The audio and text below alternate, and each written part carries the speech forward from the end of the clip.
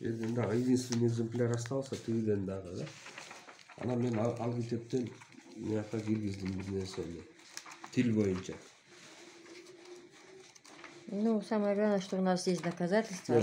Мындай нерсе да. Бул ошо Шабаловдун китебинен алдым. Мына мен бери жазып атам, мынакей. Саратов, Шабалов, Шабалова. Киргизы в древности и в средневековье китебинен алынды деп жазып атам. Мына алар минтип жазып атат. Кыргыз, скобканын ичинде түрк тилдеринин генеалогиялык классификациясы. Мен кыргызчага котордум, орус тилинде, конечно.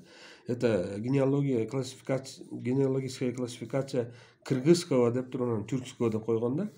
Анан мына кыргыз тил биздин доорго чейинки 30-3 кылымдарда түптөлгөн. Кыргыз тили, мына кыпчактардын тили биздин доордун 3 кылымында. Казактардын казак, өзбек, татар, карачай, кумык жана башка тилдер дейт, мынакей. Кыргыздардын монгол, иран жана тилдер менен 15-16 кылым казактардын тили. Мына бу жерде түрк тилдеринин эң баарынын башында кыргыз тили турат.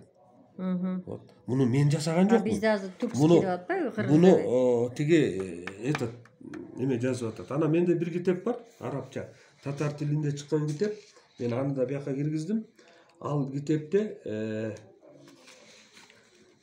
дини тили боюнча эметкенде, ал китепте бар кыргыздардын, түрктөрдүн тили да, манас тили эмне деп.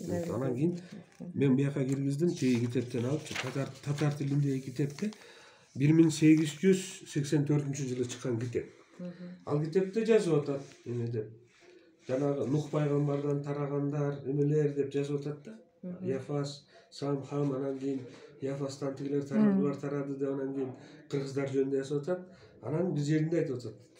Нух пайгамбар каяу тилде сүйлөгөн, кайсы тилде сүйлөгөн. Аны айтып атат. Нух пайгамбардын тили бүгүнкү тилдердин ичинде кыргыздын тили болгон деп. Эгер Нух пайгамбардын тили кыргыз тили болсо, Нух пайгамбар өзү ким болгон? Вот вопрос. Ушундай нерселер. Нух пайгамбар Кыдыр ата деп атат го? Зулфука Сапаров. Эми ал ошондой деп атат, бирок